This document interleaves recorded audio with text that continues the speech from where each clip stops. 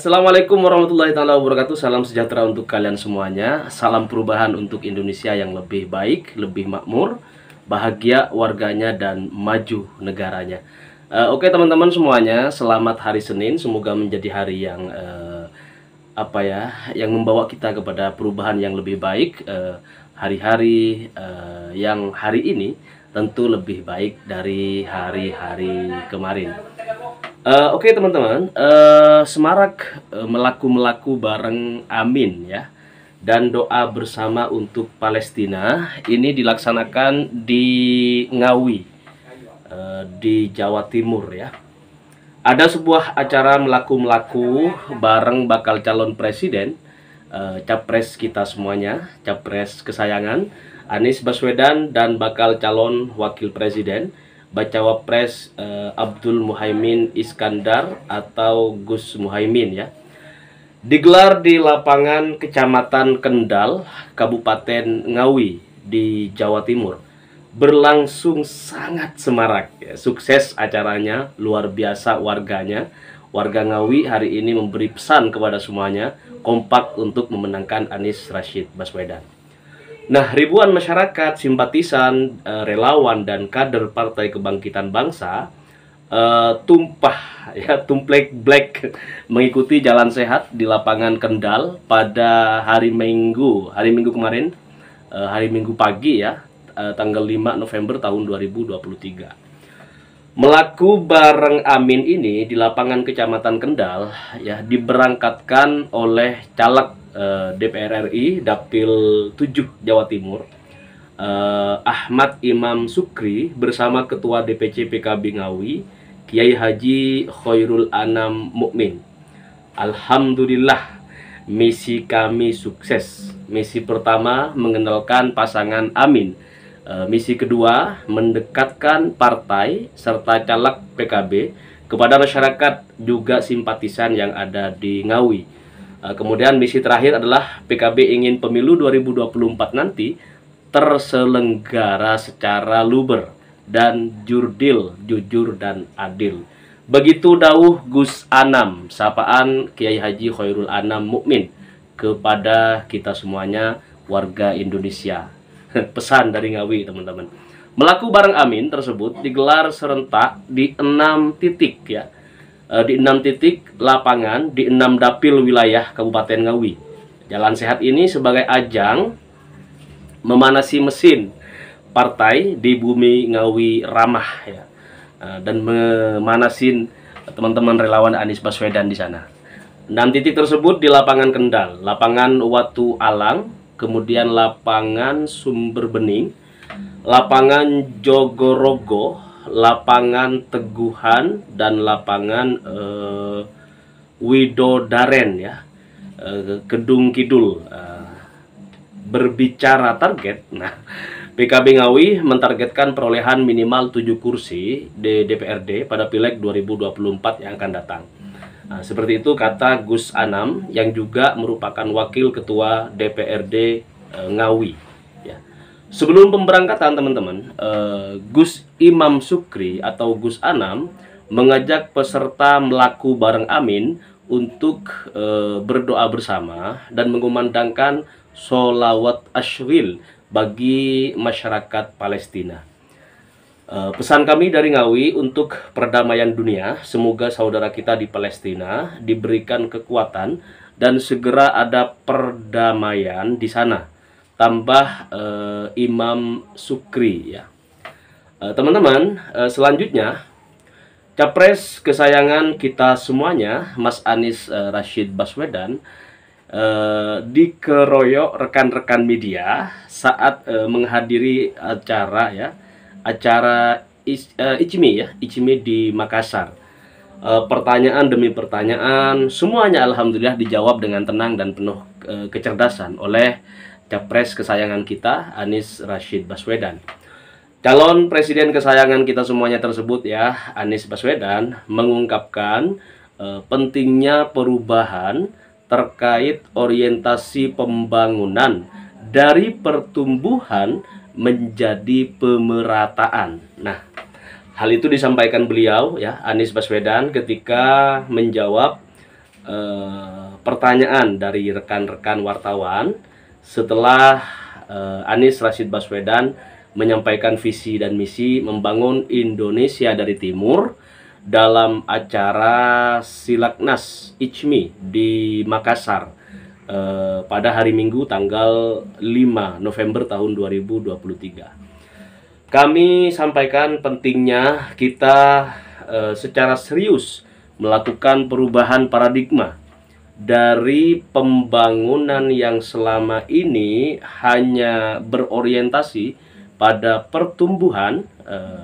hanya berorientasi pada pertumbuhan saja, menjadi pertumbuhan yang berdampak pada pemerataan.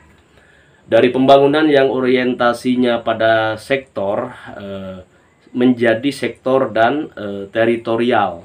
Begitu jawaban Mas Anies Baswedan menanggapi ragam pertanyaan dari teman-teman media cetak maupun elektronik yang hadir pada acara ICMI di Makassar kemarin. Setelah itu teman-teman, menurut Gubernur kesayangan warga DKI Jakarta periode 2017-2022 tersebut, ya, tiap-tiap kawasan di Indonesia akan memiliki perhatian dan prioritas pembangunan yang berbeda, tentu sesuai kondisi wilayahnya masing-masing. Jadi memberikan perhatian di tiap-tiap kawasan yang memiliki prioritas yang berbeda-beda, dan itu kami seriusi. Walau teman-teman lihat, kalau teman-teman lihat nih di visi misi Anies Gus Muhaimin, ya, dibagi menjadi visi dan misi berdasarkan bidang dan kemudian berdasarkan wilayah masing-masing. Jadi misalnya nih untuk Papua, untuk Kalimantan, untuk Sulawesi, untuk Nusa Tenggara, itu prioritasnya berbeda-beda.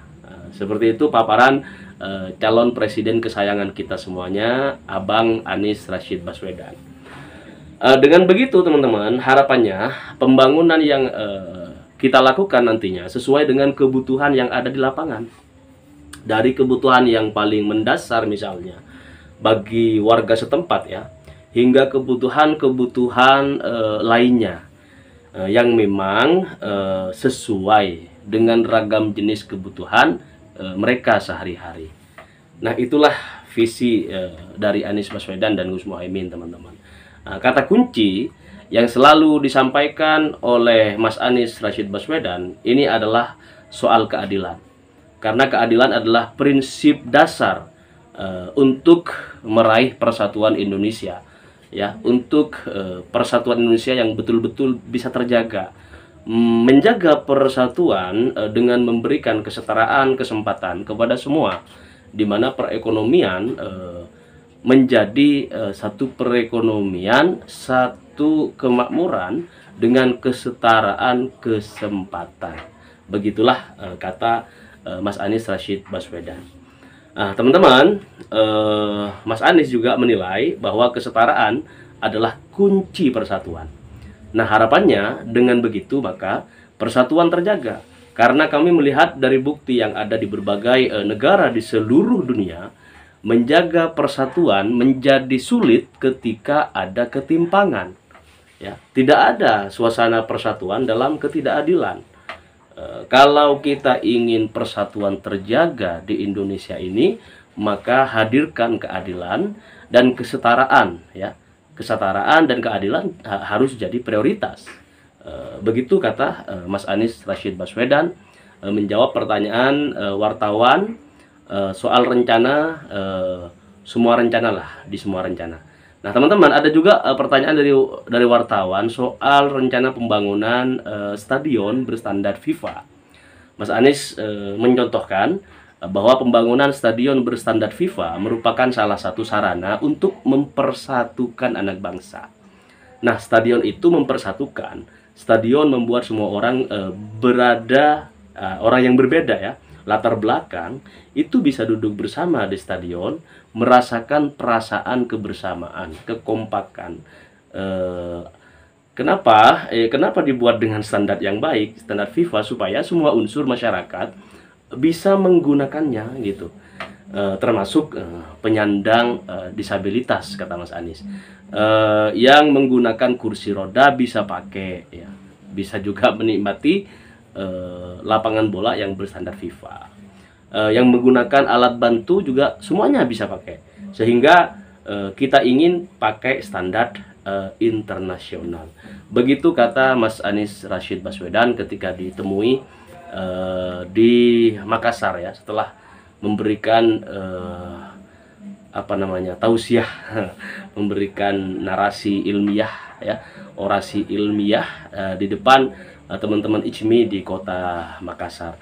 Ini sangat luar biasa staminanya capres kita ya, capres kesayangan kita ini luar biasa.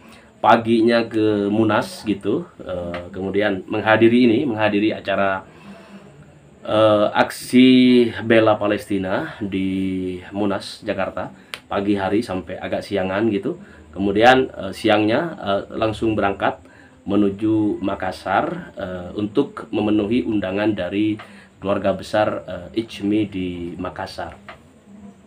Nah, stamina yang luar biasa, kesehatan yang mendukung, ya, kinerja capres kesayangan kita Anies Rashid Baswedan, yang setiap hari bisa kita saksikan. Ini semoga terus diberikan kesehatan tentunya, dan kita semuanya, seluruh relawan Anies Rashid Baswedan, semoga oleh Allah Subhanahu wa Ta'ala selain diberikan kebahagiaan, juga diberikan kesehatan, juga digampangkan segala urusannya, dan tetap istiqomah mendukung Anies Rashid Baswedan menang satu putaran di Pilpres 2024 yang akan datang.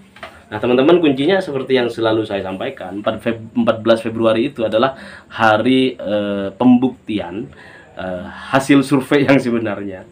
Jadi kalau survei-survei belakangan ini banyak yang selalu mendiskriminasi atau meletakkan Anies Rashid Baswedan di urutan ketiga, bahkan kemudian ya mau dibilang naik turun nggak juga, selalu taruh di bawah, turun terus gitu hasil perolehan di berbagai lembaga survei yang katakan pesanan lah gitu kan. Tetapi kalau kita lihat di hasil survei di Sewo TV khususnya, ini sudah mulai viral juga, bahwa Anies Rashid Baswedan tidak terkalahkan, selalu unggul, dan bisa dipastikan 3 calon presiden maju di 2024 yang akan datang, 14 Februari yang keluar menjadi pemenang adalah Anies Rashid Baswedan.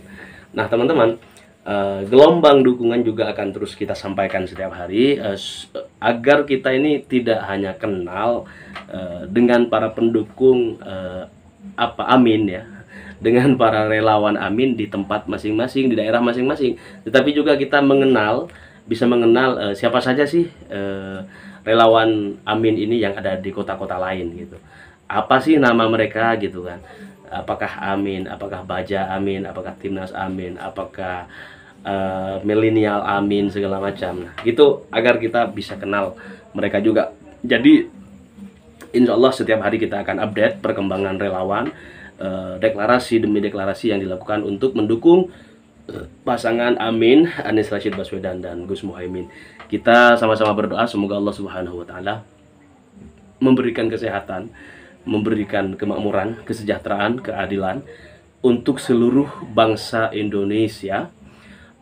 Terlebih nanti setelah, kalau Allah mengizinkan, Anies Rashid Baswedan dan Gus Muhaimin dilantik di Istana Negara sebagai Presiden Republik Indonesia tahun 2024-2029. Jadi untuk teman-teman, mari kita lebih intens membacakan sholawat Nabi, dan memohon setelah baca sholawat yang banyak, nanti memohon kepada Allah Subhanahu wa Ta'ala semoga Anies dan Gus Muhaimin diberikan kemenangan oleh Allah Subhanahu wa Ta'ala, cukup 1 putaran saja. Amin amin ya rabbal alamin. Salam perubahan. Thank you. Wassalamualaikum warahmatullahi wabarakatuh.